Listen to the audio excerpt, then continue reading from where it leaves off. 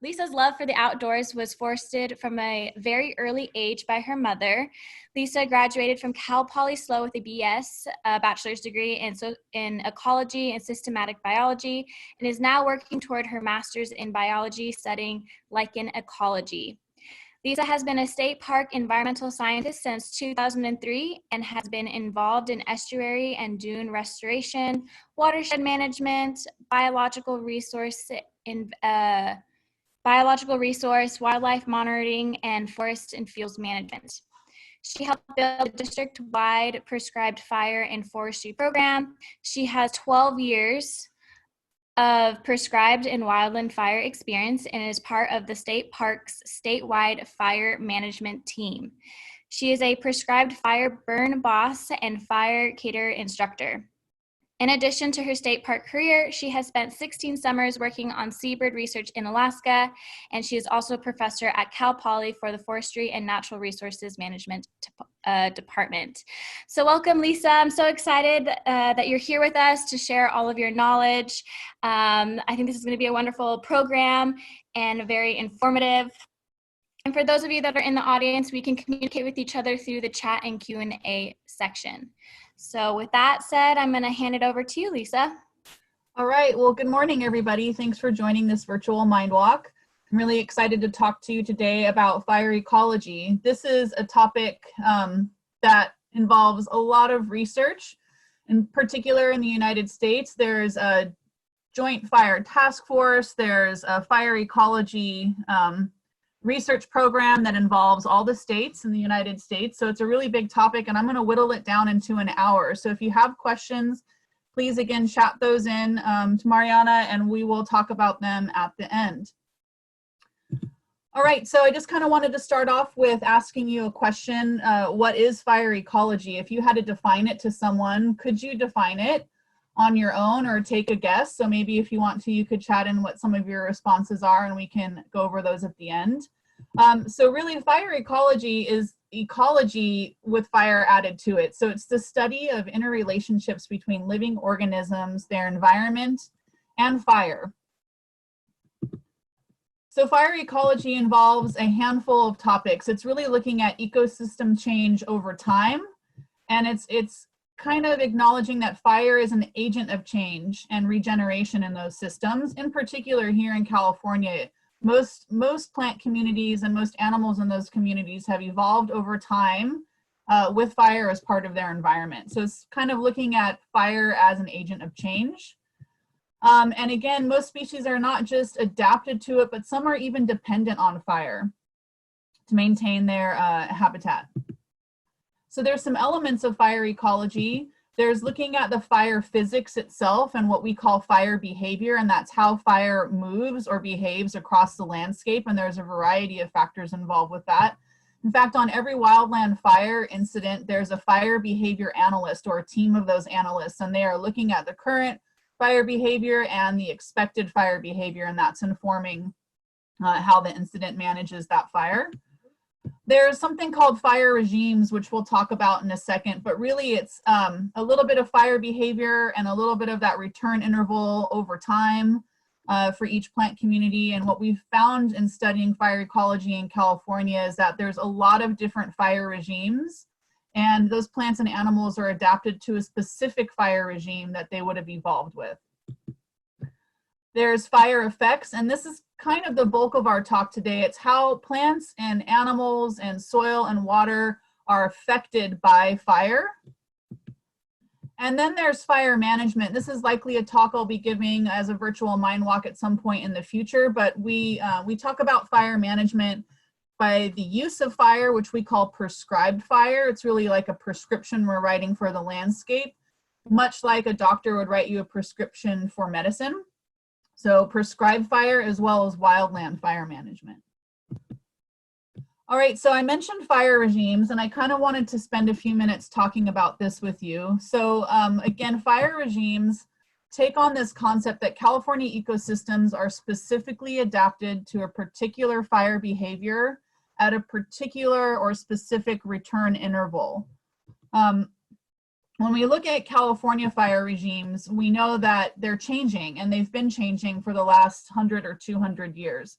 So let's break down what a fire regime is a little bit more. There's some characteristics that define fire regimes. There's temporal characteristics, and those can involve the frequency of fire on the landscape. So would a natural fire come through every 6 to 8 years, or maybe every 20 to 30 years, or maybe even 100, 200, or 500 years. So what's the frequency of fire? And when we talk about fire regimes, we need to talk about a natural fire regime, kind of pre-European contact, and then a modern fire regime, so we can look at the change in those regimes.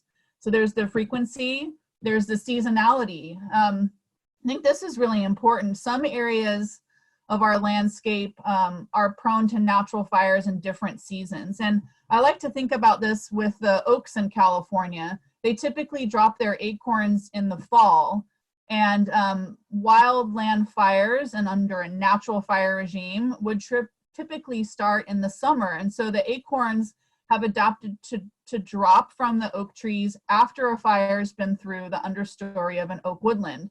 And this is great for those acorns because any pest or pathogen loads would have been reduced by the fire, competition from understory plants would have been reduced, and then fire would have returned some really critical nutrients back to the soil. And it's just this, basically this fertile, happy environment for those acorns to drop from the trees and to germinate into young oaks. So the seasonality is really important. We also consider this when we're considering a prescribed burn. If we want to burn up a really weedy area to reduce the weedy invasive seeds in the seed bed, we might do that in the spring or even in the early summer once those invasive plants have dropped their seeds. But if we're trying to protect native species, we wouldn't want to burn up the seeds in the seed bank or the upper soil layers. So we have to consider seasonality when we're talking about wildland fires or prescribed fire use. There's also some spatial characteristics to fire regimes. So that would include the size or the extent of the fire. Some fires in nature, like lightning strike fires, might be really patchy. They might not cover whole huge swaths of landscape. They might follow certain plants and fuel moistures or available fuels along the landscape. So we want to look at the size of the fire and the complexity of the fire, if it's burning everything or leaving patches of vegetation. And then the magnitude of the fire. This is a little different than the size or the complexity. Magnitude is considering the intensity of a fire as well as the severity of a fire. Now, these two words sometimes are used interchangeably, and they're actually very different. The fire intensity is measured really in the heat or the British thermal units created by the fire. So kind of the heat output of the fire, and the severity is really more a measure of how much fuel has been consumed. I am classically trained as a botanist, so when I look at plants on the landscape, I see species. But as a fire manager, anything that can burn is considered a fuel. And so the severity is looking at the extent and the consumption of those fuels. Was a giant log burned down to nothing but ashes, or did the outer bark just get singed, but the interior of that log on the ground was left in place? So really intensity and severity are quite different. And we need to consider both of those when we're looking at both a natural and a disturbed fire regime. And then there's the fire type for the magnitude. Now the fire type might be a really low intensity understory fire that's just burning up the duffs and the shrub and the leaf litter, or maybe the pine cones on the ground. There can also be a stand replacing fire, which is a very intense and severe fire that kind of burns everything and only seeds are left to germinate or species are left to stump sprout. There can be a canopy burn that involves the canopy of the trees. So there's different fire types, and there's a lot of different fire types. We're going to go over just a few of the basic fire types and basic fire regimes here. So these pictures represent three very large categories of fire regimes and fire types. You can see on the left-hand side an understory fire. And even though you have fire climbing up some of the tree trunks here, you can see that most of the flames are on the ground. They're burning the understory fuels, so logs and debris, again, leaf litter and duff, and maybe some understory saplings and shrubs. And there are a lot of plant communities in California adapted to this kind of fire. Oak woodlands are adapted to understory burns, coastal redwoods, giant sequoias. There's quite a few. And in fact, not only are they adapted to this kind of fire regime or fire type, but they are dependent on it. Then you can see on the upper right a stand replacing fire, and some coniferous species in California are adapted to this. The bishop pines here that we have in the Irish Hills are adapted to a stand replacing fire. They basically need fire to come through periodically and burn up all the mature living trees. And then what's left after the fire moves through is a fertile seed bed, and all those seeds that were dropped as a result of the fire kind of onto the forest floor are able to germinate, and you're left with a forest floor covered in young seedlings.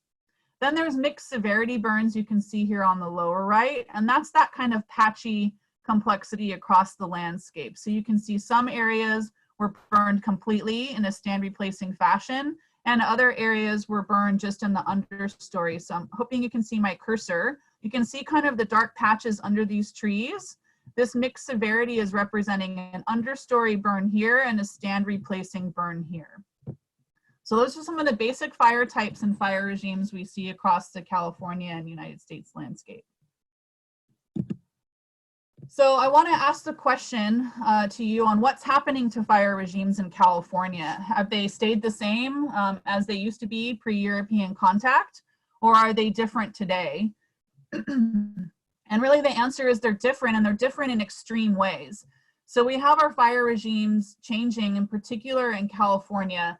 Some fires are happening too frequently, and some fires aren't happening enough. So here's a look at what we call an increased fire return interval, meaning that interval is getting shorter and shorter and shorter. So the fires are happening too frequently. And a good example of that is in Southern California. You can see here this picture from the Santa Monica Mountains. This stand of chaparral burned in 1970. Now, fire in chaparral is a very controversial topic. There's one school of thought that chaparral shouldn't burn at all, and there's another school of thought that says, no, it needs to burn all the time. Really, it depends on where you are in the state. So in Southern California, our chaparral is burning way too frequently, and that's just because of the urban wildland interface, the power lines, the cigarette butts, the illegal campfires, the sparks from vehicles. It's just burning way too frequently. So a typical fire return interval for Southern California chaparral would be 80 to 100, maybe even 120 years. You can see here in this photo, this entire area burned in 1970. In the background here, it recovered very nicely. This is a great stand of chaparral species recovery. Most of them would have stump sprouted, some of them would have seeded, and it looks like it's returning to reproductive maturity. What you see here in the middle of this image is that that same patch that burned in 1970 also burned in 2001. And you can see it looks very different. In fact, it's very unhealthy. You can see some mustard here along this little ridge. And you can see that the chaparral plants haven't really recovered. You can see some dark green, but lots of invasive species, light flashy fuels. So burned too frequently. And then again here on the right-hand side in the foreground, it burned in 1970, in 2001, and again in 2003. So what happened with this increased fire return interval where fires are happening too frequently, we see a complete type conversion of the vegetation from the native chaparral, which is highly diverse, to just annual invasive weedy species. So this is what happens when you increase a fire return interval from what was historically natural. Really type converting the plant species, and you're losing your chaparral entirely. In the Sierras, we have what's called a decreased fire return interval, where the interval is getting too far between fires, where fire isn't happening frequently enough. And this is kind of what people typically say when I say, what's happening with fire in California? They're saying fire suppression meant that it didn't burn enough. And that's true in parts of the state, in particular with Northern California and in the Sierra Nevada and Cascade Range. We've gotten really good at putting out fires, which is necessary to protect property and lives, but it's actually had a negative impact on our wildlands. So I want to kind of focus on the giant sequoias in the Sierra region. You can see here, this is called a cat face on a sequoia, and this is the same tree, the same cat face, just many years later. I want to point out these people down here and below this tree just for scale. And if you look at the understory of this forest, this was more under a natural fire return interval, kind of around the gold rush era, right after when we were realizing, you know, the gold rush just wasn't going to support all these people. And they looked at resource extraction in forested lands. So this is in the beginning of our deforestation in California. But you can really see that it's open. It would be easy to walk through, very, very open. There's not a lot of vertical structure, which we call ladder fuels. So not a lot of fuels going from the ground into these lower limbs of the giant sequoia trees. Well, after about 80 to 100 years of fire suppression, you go back to that same area. Again, this is the same tree, and you can see that the understory is completely filled in.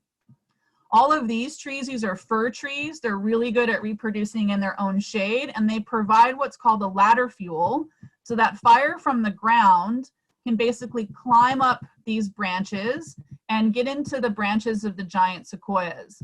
Now, a lot of people ask me, what's the problem with that? The giant sequoias are adapted to fire. But I want to get back to our fire behavior and fire regimes. Giant sequoias are adapted to very frequent, low-intensity understory burns, where the fire would just burn these understory fuels, much like the Redwood Fire Ecology. Low intensity, very frequent, cleaning up the forest floor, and removing the competition for the giant sequoia seedlings so that they can regenerate. What you have here, if a fire goes through, is very different fire behavior. Fire is going to climb up through these ladder fuels. It's going to create a very hot, a very intense, and a very severe fire. And fire could probably climb up these ladder fuels into the lower branches of the giant sequoia. I want to be very clear that giant sequoias are not adapted to withstand that kind of fire. Yosemite National Park has recognized the change in what we call the fuel loading and the fire regime in the giant sequoia forest, and they have undergone extreme lengths to reduce the fuel loading in the understory of the giant sequoias, so that when a fire does come through, it's the right kind of fire and we don't burn up all of our giant sequoias.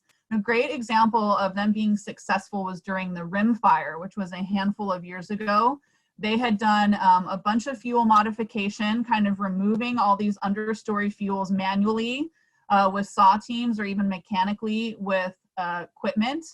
And they got rid of those understory fuels, and they actually put out a huge sprinkler system in advance of the fire season. So when the Rim Fire came through, the fire hit that area that they had modified, and the giant sequoias were able to withstand the fire.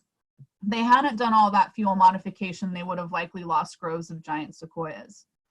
So to emphasize this point, I want to show you a slice of a giant sequoia tree. You know, there's plenty of places in California near giant sequoia groves where you can see stumps of giant sequoias that were cut down.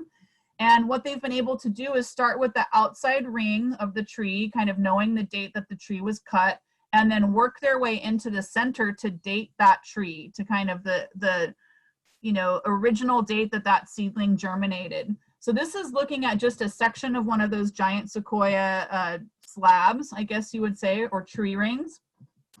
And this date right here is 1245, so clearly before European contact. Each of these arrows is pointing out what we call a fire scar. So you see this dark little line here, that's a fire scar. Now the size and the extent and the frequency of that fire scar can help us understand the fire history and thus extrapolate the natural fire regime before European contact. So we can see here, there was a fire at 1245, and again at 1261, and then again at 1277, 1291, 1311, 1329, etc. And I want to point out that this 1329 fire scar seems to be a little bit thicker, a little bit deeper, right? And so if you look, we're seeing about every 20 years or so, we're seeing a fire, and then there's a jump. It's a little more than 20 years, closer to 30. And we're seeing just with that extra 10 years or so, 8 to 10 years, the fire, the fuel built up a little bit more, and the fire likely burned a little bit hotter. So this is a way that we can, as fire ecology researchers, try to understand fire and its natural order of things across the California landscape. We can look at trees that have been cut. We can also do what's called increment boring, where we basically bore into the center of a tree and pull out a cylinder that represents all the tree rings, and we can go through and we can count all the tree rings to date that tree, and we can look at its fire history by looking at these fire scars. This method of study is called dendrochronology, and the U.S. Forest Service and national parks and USGS have done this across North American landscapes, trying to understand early fire history before European contact, and then compare that to fire history today, post-European contact. So we can see what fire regimes used to be across the landscape and what they are now, and kind of try to figure out how to move forward. All right, so that's a little bit of background on fire behavior and fire regimes and what's happening in California. Now I want to get into the rest of the talk, which is really looking at fire effects. And again, just as a reminder, this is how fire affects the landscape, whether it's the soil or the water or the air or the living species, the plants and the animals. So we're going to break it down into two categories. We're going to look at the physical environment, or the abiotic environment, and that's the soil, the water, and the water cycle and the air. And then we're going to look at the biotic environment, or the living organisms such as the plants and the animals. All right, so fire effects in the abiotic environment. This background photo is looking at an area that burned very severely and very intensely. You can see that there's really nothing left. And you see a lot of exposed soil and some erosion. And again, that would be representative of the kind of fire behavior and the fire regime. So let's talk about fire effects on soil. Again, you can see here that there was it burned to nothing. There's huge areas that are completely void of vegetation at all. So what kind of effect might this fire have on soil?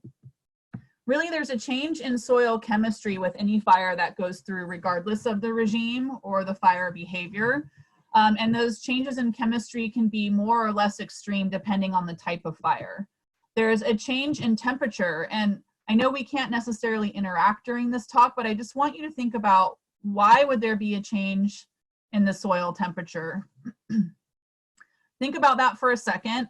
And then I want to kind of tell you, if you look at this picture, you're seeing a lot more solar radiation onto the soil. Normally there would be plants that would be shading the soil.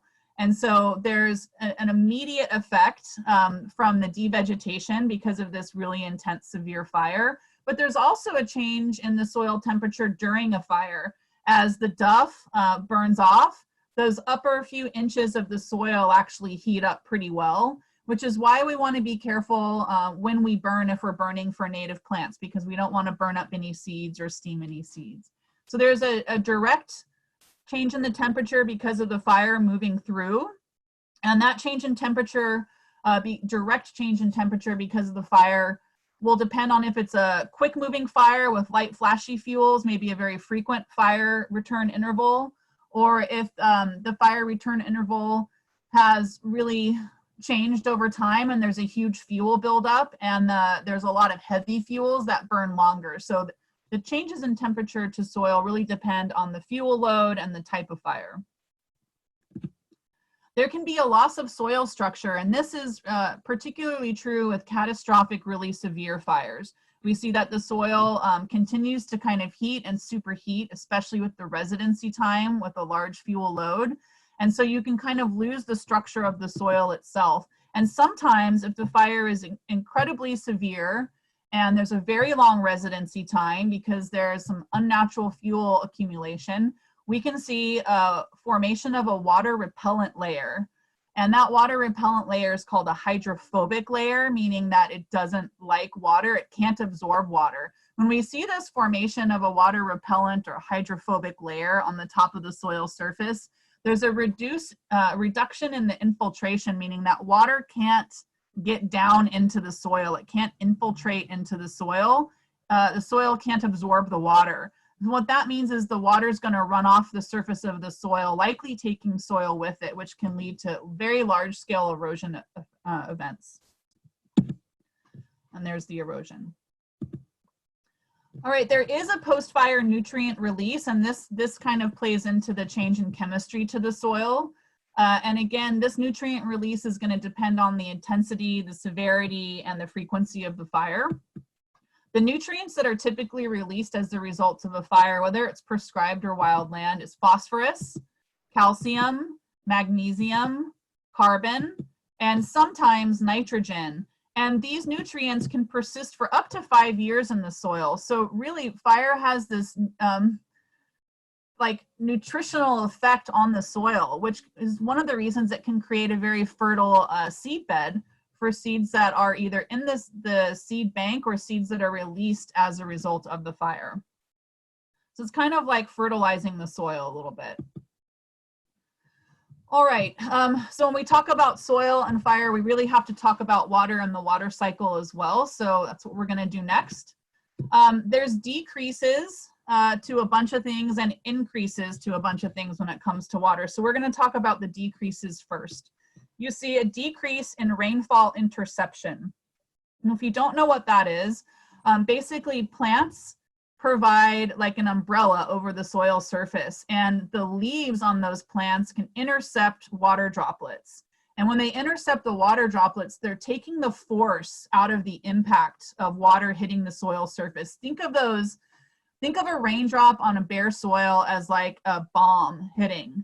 That's really the kind of force that it can have. It can be like a little mini bomb. And when you have leaves there to intercept the raindrops, instead of a bomb hitting the soil surface, the raindrop can kind of slide off the leaves and fall onto another leaf, etc., all the way down. And so when it finally hits the soil surface, it's a very mild impact that it has, if it actually hits the soil surface at all. So you see a decrease in rainfall interception, meaning that each raindrop that hits that bare soil is having a really huge impact on the soil and taking fine particulate matter with it. So a decrease in the interception of the force of those raindrops. You also see a decrease in infiltration, which I mentioned in my previous slide. So there's less water actually being able to absorb into the soil layers. Think of the soil as a sponge. And when you have that hydrophobic layer and you have really large impacts because you've decreased your interception, that water is going to hit the soil surface very hard and it's going to run straight off the top. So the soil loses its ability to act like a sponge and soak up all that water. So a decrease in infiltration. You also see a decrease in evapotranspiration.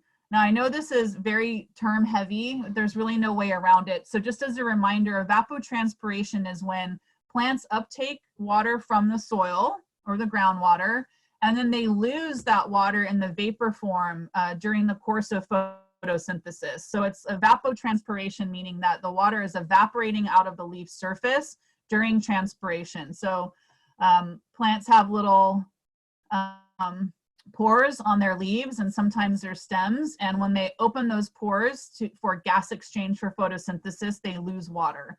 So you see a decrease in evapotranspiration, and it seems a little weird, but evapotranspiration is actually a really important part of the water cycle. It's how water can return back into the atmosphere. And when you've burned up all the vegetation, there's nothing to evapotranspire water. So that's why we see a decrease in evapotranspiration. And again, with fire suppression activities and an increase in fuel loading, you're going to have these more severe and intense fires, which are going to wipe out way more vegetation, and so less water getting back into the atmosphere.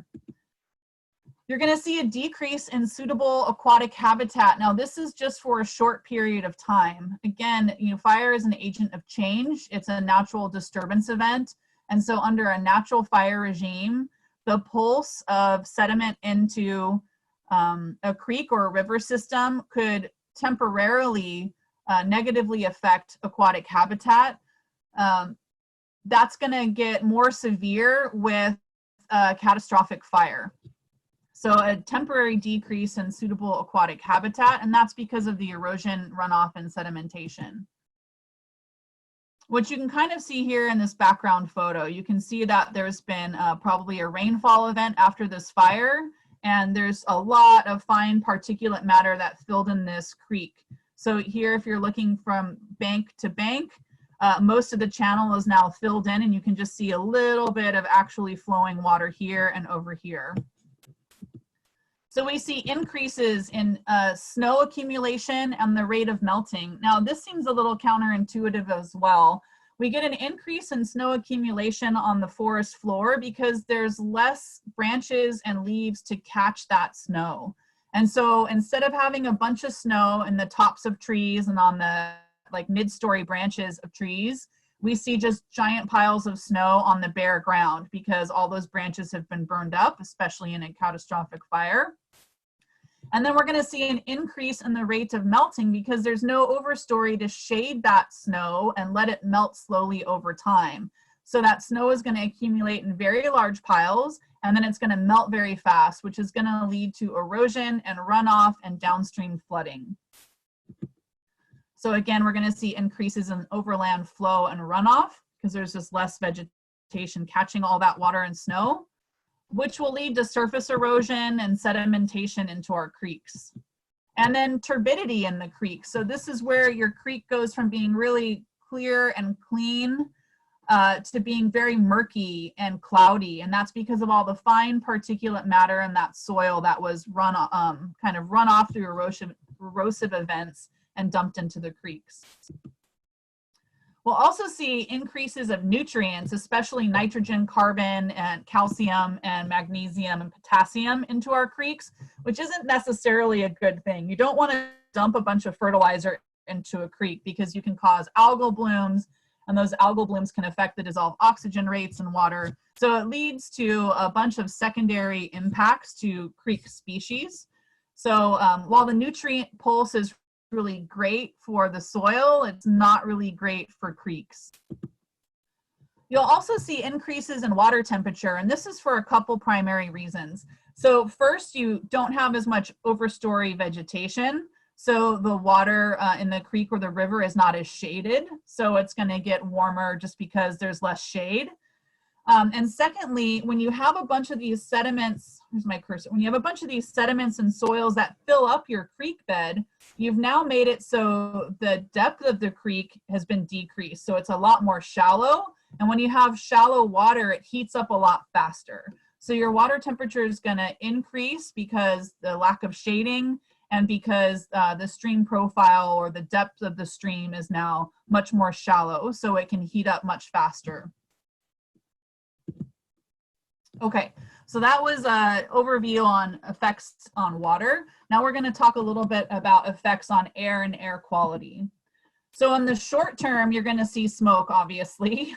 And smoke is a bunch of particulate matter and quite a few, especially in the event of the actual fire, some superheated gases. So you're going to see smoke, which is a mixture, again, of superheated gases and fine particulate matter. And that can affect the ozone for sure, and it can affect the health of the firefighters and the public.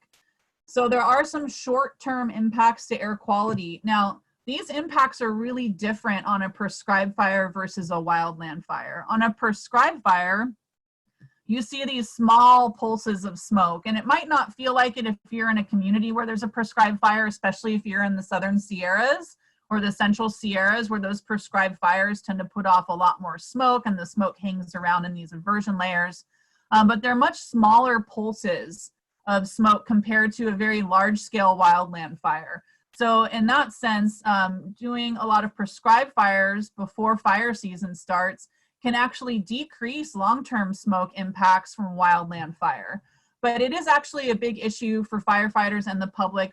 When we're on a prescribed fire, we go to extreme lengths to make sure that we're not smoking out communities if at all possible, especially smoke sensitive areas like hospitals, nursing homes, schools, parks and playgrounds. And then for a firefighter, whether you're on a prescribed burn or a wildland fire, you have to know that you're going to have impacts to your lungs. And if you continue to do that career for a long time, you'll have long-term impacts to your lung capacity and your lung health. And this is something that we're really trying to fix in the fire service. There's just no way around it. We have to be out in the smoke, but there's new filters and masks that we can wear when we're taking heavy smoke. But I will say, after a wildland fire season, when I've been on a lot of wildland fires, it takes a good 2 or 3 months for my lungs to truly recover. So there are definitely some short-term health impacts and potentially long-term as well. Visibility can have a short-term impact. That smoke and the particulate and the ozone that's put up by the smoke can affect visibility. And again, during prescribed fires, we go to great lengths to make sure we're not impacting roads and highways. And if we know that we're going to, we have law enforcement and sometimes Caltrans out with pilot cars Sometimes during a wildland fire, highways and roads are just shut down, not just because of safety, but because of visibility related issues as well. But that's also, again, a short-term impact. And then the dispersal of the smoke, you can have, depending on if it's a prescribed or a wildland fire, you might have a short-term impact to smoke dispersal, meaning it's not getting up into the upper atmosphere and dispersing. It's actually kind of lingering and hanging down. And that can also be affected by the fuel loading and the type of fire that it is. If it's kind of small and smoldering around for days versus if it's a light, flashy fire and it's out after the fire burns through the area on the same day. Some long-term impacts that you can have, these large catastrophic wildland fires that put up huge pulses of smoke into the atmosphere can actually have a negative impact on our atmosphere and the ozone layer. But the use of prescribed fire is really critical in maintaining healthy forested landscapes and healthy ecosystems in California. And so it can help to create resilient forests, and those resilient, healthy, happy forests that are functioning the way that they should as fire as part of their natural process means that they're better at sequestering carbon. So where a catastrophic wildland fire might have a negative impact on our ozone, the use of prescribed fire in maintaining and creating a healthy and resilient forest can actually help our atmosphere by being better able to sequester carbon. So I think, again, the long-term effects really depend on the kind of fire that you're talking about, whether it's a catastrophic wildland fire because of a long, prolonged history of fire suppression, or is it from a prescribed fire that's returning fire as an essential ecosystem process? All right, so those were the fire effects on abiotic or the non-living physical environment. And now we're going to talk about fire effects in the biotic environment or amongst plants and animals. So we're going to start with plants. I like this background photo. I don't know how well you can see it, but it's showing a coniferous forest, a dog hair thicket in the coniferous forest that really burned through and killed a lot of those overstory trees, but the understory is filled with wildflowers. So we have a lot of fire adapted plant communities in California. I would say most of our plant communities are adapted to some sort of fire except for desert ecosystems. In desert ecosystems, in a natural healthy desert, you have a lot of open bare area between shrubs. And so if a fire started from a lightning strike, it wouldn't carry very far because there's just not a lot of continuous fuels. And those bare areas between shrubs would fill up with annual or ephemeral wildflower species after a rainstorm, whether that's a monsoonal rainstorm or a spring rainstorm or even snow like you might get in Joshua Tree. So those bare areas would fill up with really lush, really succulent wildflowers that are critical for the animals in the area. What we see now in our deserts is that a lot of those bare open areas between shrubs have filled up with invasive annual grasses. And so now there's fuel that can carry fire from shrub to shrub to shrub, and it's those invasive annual grasses. And so when we see a fire in our California deserts, we want to put it out. They did not evolve or adapt to fire because fire wasn't really a big pressure in desert communities. And when we have fires now that are carrying because of annual non-native grasses, it's burning those plants like Joshua trees, and they just cannot cope. They can't recover. So aside from our deserts, we see that most California plants and plant communities are somehow adapted to fire. Some species can resist fire, some species can persist in the face of fire, and some species even promote fire in their environment. So really 3 different strategies. There are some species that are fire neutral or inhibited, and we can talk about that for a little bit. They might be fire resistant. They could be fire damaged. So again, the fire damage would be a great example for our desert plants.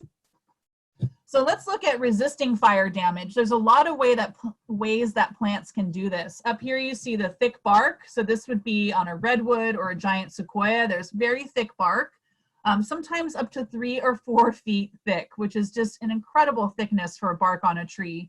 And for redwoods and sequoias, they're also very high in tannins, which is a chemical that resists damage from fire. I'm not saying that the bark can't burn at all, but it definitely resists fire as much as possible. So that's a really great adaptation to kind of keep fire down low in the forested environment.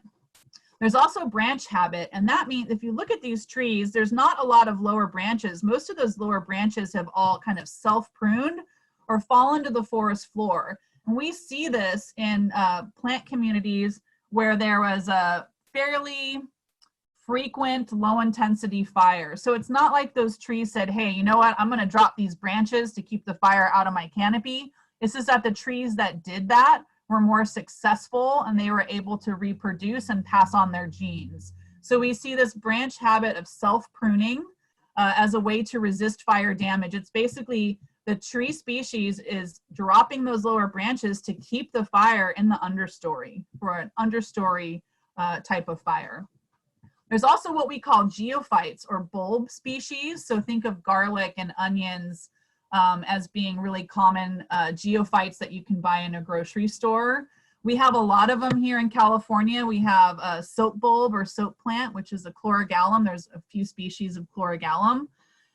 We have blue dicks or diclostema. So there's just a bunch of geophytes. And one of the ways that they resist fire damage is that all of their energy storing kind of tissues in these bulbs is underground.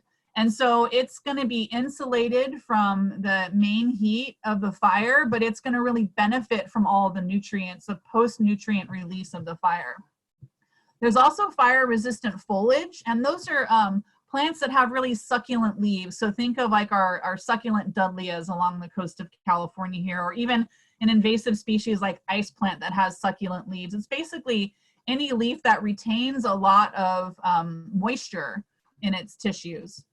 And then there's some plants like the quaking aspens in the southern and central Sierras at that mid-elevation range that have what we call rapid foliage decomposition. So when you are in a moist environment and your foliage decomposes very easily, it maintains that moisture in the understory. And so when a fire comes through, it's going to hit that really moist area and likely put itself out. So those are some plant adaptations from California species that help plants resist fire damage. Now there's some plants that can recover from fire damage, and a lot of California species do this, and some of them will even do it like 4 or 5 days after a fire goes through. So this is looking at a lignotuber or a basal burl from a manzanita and a chamise, and they are sprouting, or we call it stump sprouting, after a fire. So a fire goes through and it burns the canopy of these shrubs, but they immediately, within days, will put up stump sprouts from their lignotubers. This is a native grass, and this is actually from the Estero Bluff State Parks. After one of our prescribed burns, you can see these new leaves coming up from the root crown of this native perennial bunch grass. And again, this was like 4 or 5 days after the fire. We also see that redwood trees and giant sequoias can do that. So again, just like with our native perennial bunch grass, there's trees that will sprout from the root crown. Basically, with the lignotubers and the root crown, there's this extra tissue full of, it's a botanical term, but it's called an apical meristem.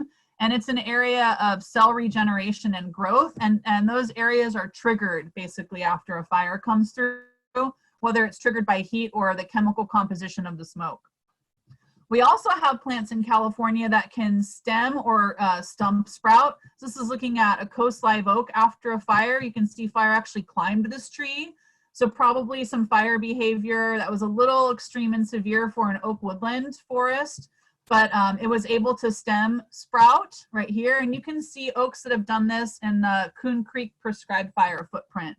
And then there's a few conifers that can do it, but not a ton. They'll also sprout from the branch or the stem. And then there's plants that recover by colonizing over the burned areas. So this is very different from the sprouting ability after a fire. This is more a seeding ability after a fire. And this is really cool area to study. There are some plants that require fire in order to germinate their seeds. So the seeds will be in the seed bank and they have this really, really hard seed coat, and they're waiting for the heat or the chemicals that are released from the smoke to crack that seed coat so that that seed can uptake water with the next spring rain, and then that seed can germinate. And we call those fire followers. So out at our Coon Creek prescribed burn site, one of our ceanothus that's out there requires basically the fire in order for its seeds to germinate. So if you go out on that hike, look for the ceanothus seedlings. You'll see the large ceanothus plants were burned and they died, but they're just surrounded by a carpet of ceanothus babies. There's also a lot of annual species that will do this, like this fire poppy here. So these cedars we often will call fire followers. And again, they need the fire, the smoke, or the heat to stimulate seed germination. Some manzanitas, like in this picture, do that as well. Then there's those plants that colonize burned over areas, not because they're fire adapted, but because they're light and they're windborne. So what you see here in this hand is a willow catkin full of willow seeds. And we'll see that those seeds can blow in on the wind. And because of that open, fertile, like soil surface, they land and there's all those nutrients and there's a lack of competition for sunlight and water, and they're able to establish. I do want to point out that this can be a double-edged sword, these light windborne seeds. There's a lot of invasive and exotic species in California that have the same capability. And so sometimes after a prescribed or wildland fire, you might get an infestation of these light windborne invasive seeds. So that's something that prescribed fire and wildland fire managers have to seriously consider and have a plan for if at all possible. Then there's some species of, in particular, conifers that have what we call a serratinous cone. Now, a serratinous cone is a coniferous cone. It can be on a cypress or a pine or a variety of other conifer species. And that cone and its cone scales are so tightly held together by waxes and resins that they require the heat from a fire to melt those waxes and resins and open the cone scales so that it can drop its seeds to the forest floor. Now, again, this isn't those trees saying, you know what I'm going to do? I'm going to keep my seeds in here until there's a fire, and then I'm going to dump my seeds down into that fertile soil surface. It's just that the trees that did that survived, and again, were able to reproduce and pass on those genes. And that was just one of the genes, was the serratiny gene. So this is actually a series of pictures from our bishop pine forest stand from the Coon Creek burn. We have bishop pines all through the Irish Hills. It's like our little bit of the Mendocino coast right here. And they are adapted to a stand replacing fire. So they need a fire very high intensity that goes through and burns down all the mature trees. And as it's doing so, it's reducing the pests and pathogens, like reducing the pine pitch canker in the forest. And all the mature trees die, but their cones open. Their serratinous cones open. This is a picture during the Coon Creek prescribed burn that a Cal Fire forester took. This is right after the fire, showing those open cone scales. And then this is a few months after the fire. You can see this little bishop pine seedling here. In the background, you can see all these babies just covered in fog drip precipitation, actually. So this is a carpet of bishop pine babies. So just a different way to colonize a burned over area is having a serratinous cone. What's interesting about serratiny is that not all conifers have serratinous cones, and even some conifer species like coulter pines, depending on where they are in California, can have serratinous cones or not. So the coulter pines on Cuesta Grade that are associated with chaparral have serratinous cones. The chaparral would burn very hot and very intense. There'd be a lot of radiant and convective heat. And that heat and those flames would open the cone scales and help the coulter pine drop its seeds to the surface of the soil. Where coulter pines are associated with oaks and oak woodlands, their cones are not serratinous. And that's likely because the natural fire regime in an oak woodland would be a very frequent, low intensity understory burn, and it wouldn't generate enough fire to open enough heat to open a serratinous cone in a very tall coulter pine. So I think this whole idea of a serratiny, especially species that in some populations have it and some don't, is really reflective of the natural fire regime and the fire ecology of that landscape. It's a pretty interesting topic.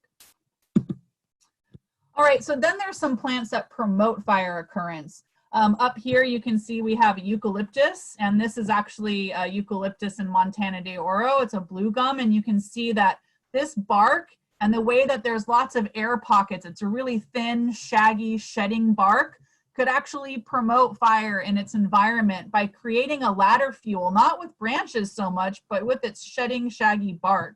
And so this is actually a picture from a eucalyptus wildland forest fire in Australia, and you can see how the fire has climbed up the tree using the bark as a ladder fuel. So that's actually a way to promote fire, is by having ladder fuels, whether it's in your bark or retaining your branches. Additionally, eucalyptus is very high in volatile oils. That's why when we have colds or sinus aches, we always want to breathe in eucalyptus or some sort of mentholy eucalyptus smell. It's a really high in chemical content and can promote fire just because it's so volatile, those chemicals. So when you have that chemical combination in addition with these ladder fuels, it's no wonder that eucalyptus go through these stand replacing fires. Additionally, we have some California natives. This is a black sage. So any of our salvias in California have such a lovely smell. And it's that smell is because of a very volatile chemical, which can deter herbivory, but it can also promote fire. And so flammable foliage is a way of promoting fire. It's like saying, hey, I've got this extra little lighter fluid in me, so I'm just ready for a fire to come through. And then you can see the retention of foliage. So this is very much a ladder fuel thing, very similar to the eucalyptus bark, but it's in branches. So you can see these coniferous trees have retained all of their branches. They've adapted to a high intensity stand replacing fire. So they're actually trying to encourage fire to get up to the tops of the canopies. These are very dangerous fires to fight. And so we want to make sure that we're only maintaining this type of branch habit in forests that are, require that kind of fire. So here's just a look at a bunch of different coniferous species that are retaining that branch habit, creating ladder fuels to promote fire and more extreme fire behavior in their environment. All right, so that was a really brief overview on fire effects of plants. I mean, that's a topic we could spend a whole quarter or a whole year talking on. We're going to transition now into fire effects on fauna. And you'll see that I have a lot of pictures of animals outside of California because I think they're all such great examples of how animals have adapted to fire over time, and not just in California. This is a picture from Yellowstone during the Great Yellowstone fires in the 90s. And you can see that these bison are just foraging here. The foreground where they're foraging hasn't burned yet. You can see fire in the background. And they don't seem too worried. I mean, they'll flee when they have to, but they are really not concerned with the smoke and the heat and the flames. And this is an indicator to wildlife biologists that this species is adapted in a fire environment. It evolved there. So many North American animals have evolved in fire environments. Most flee or seek refuge. And definitely as the fire gets closer to these bison, they're probably going to flee, but probably not very far. They seem more concerned with eating. Other species are actually attracted to burning areas, and this can be because they're attracted to heat. This could be because they're looking for prey species that are fleeing the fire environment, and so they're taking advantage of the fleeing prey. The species composition will change after a fire to an early successional faunal composition. So as a reminder, succession is the change over time in an environment, whether you're talking about plant succession or in this case, faunal succession. And so you might see a little bit of change in the species composition in a post-burned area briefly until the vegetation really recovers. But it will, like the animal population will recover as well. So your ability to survive on a fire really depends on a handful of things if you're an animal. And again, this is obviously not from California. This is a picture from Africa, but you can see this giant wall of fire. I mean, that whole landscape is on fire. And you can see a variety of mammalian species just sitting here foraging, not even fleeing. So your ability to survive a fire depends on the intensity of the fire, so its rate of spread and how hot it is. The seasonality of a fire, if you are a baby bird that hasn't fledged yet and you're just still dependent on your parents and you're still stuck in your nest and you still can't see very well and a fire comes through and burns that tree, you know, you obviously can't flee. So seasonality is a big deal. Maybe you're a burrowing animal that's underground and you're going to be fine during that season. So seasonality, your mobility and your ability to seek shelter. If you are a newt that moves very, very slowly, you're not going to be able to flee very well. So maybe the fire comes through during a season when you're out of the creek and you can't move very fast and you don't make it. But maybe it's a season when you're in the creek and you're fine. So seasonality and your ability to seek shelter are really a big deal. If you can fly, obviously you have a better chance of getting away, or if you're a fast runner like a cheetah, maybe you have a better chance of getting away. Your habitat requirements or your placement in the environment is also another thing. If you're an arboreal salamander that only lives in the top of a redwood tree, and you're under a natural fire regime where that fire stays low intensity and in the understory, you're fine. But if for some reason there's a fuel load accumulation, there hasn't been any forest management or prescribed fire, and that redwood tree happens to torch, you might not be able to get away because of your placement in your environment. There's also some animals that have a physiological avoidance, so they can shut down during a fire, in particular during their probably native fire regime that they adapted to and evolved in over time. So some animals have a physiological avoidance, and think of a snail being able to seal itself off in an operculum as it's partially burrowed. That's a really great example of a physiological avoidance, where you can actually physiologically avoid the stresses of the fire or the heat. This is a little image. Again, I want to point out that this is in degrees Celsius. So you can see over here, the soil surface is 34 degrees Celsius. But I love this image. It came out of a research article in a peer-reviewed journal all about fire ecology. And it was looking at the insulating properties of soil and how some animals that use burrows probably fare better in the fire environment than those animals that don't. You can see up here a deer fleeing, you can see birds fleeing and flying, insects flying away. And animals that are used to living in burrows or utilizing burrows are all heading to their burrow system. So it's like they know they have underground shelter and they're heading there. I doubt that we would see all of these species gathering together in one burrow, but maybe. Australia was on fire for over 200 days last year.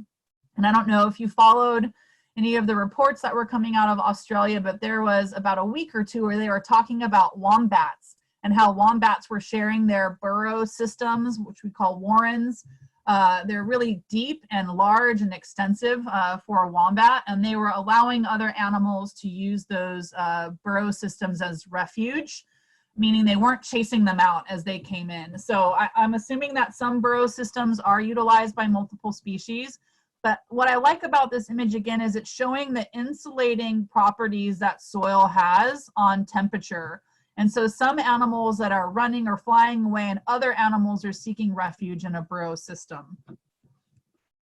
Now, I want to say that the burrows can fill up with smoke, which can be very bad for animals, but it depends on how quick moving the fire is. If it's a frequent, low intensity, quick rate of spread, they're not going to be impacted by the smoke in their burrows. If it's a really severe fire that's also very intense and has a very long residency time, there's a chance that more smoke can accumulate in these burrow systems.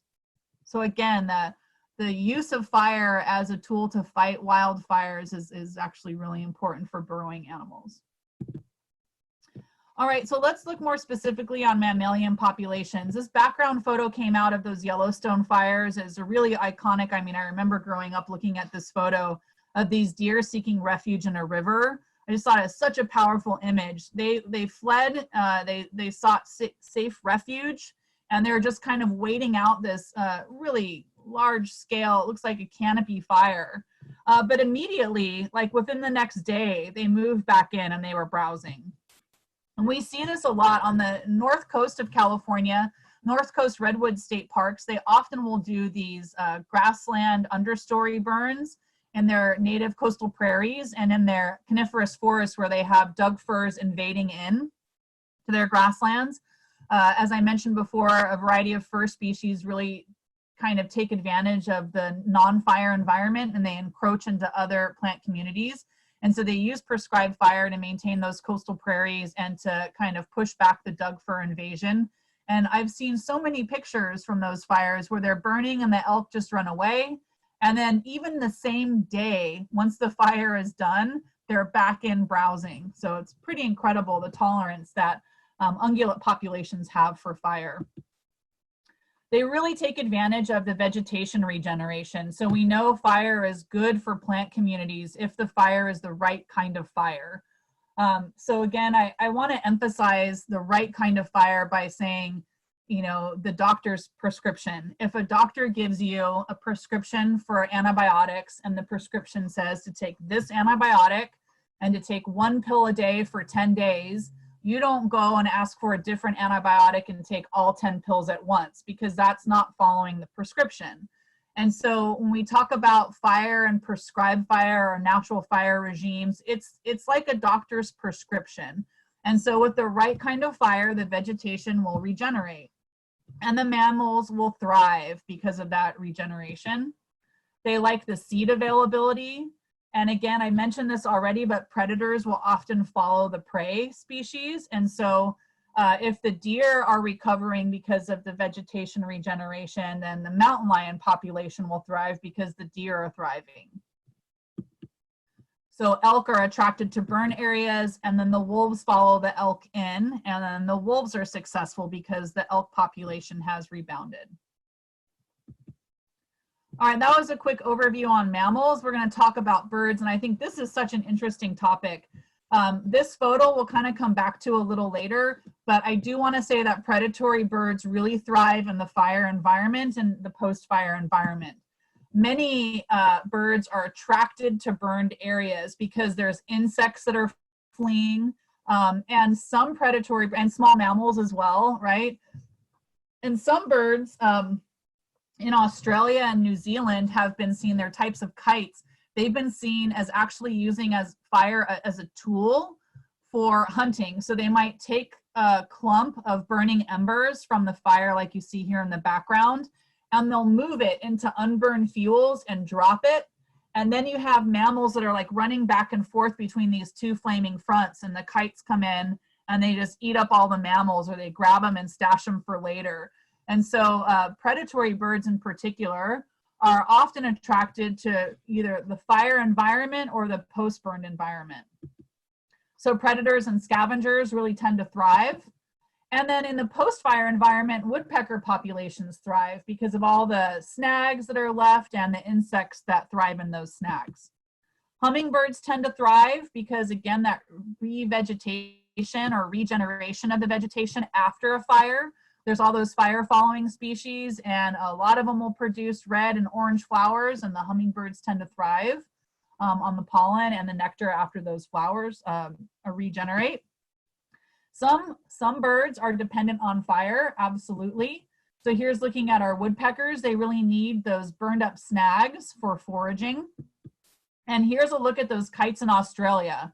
I encourage you to look up this research article if you're fascinated by this topic, but they actually use fire as a hunting tool, which I think is just so interesting. We always think of primates as being the only animals that really use tools, and we're learning now that corvids do, you know, so related to crows and ravens, and we're learning that these kites do as well.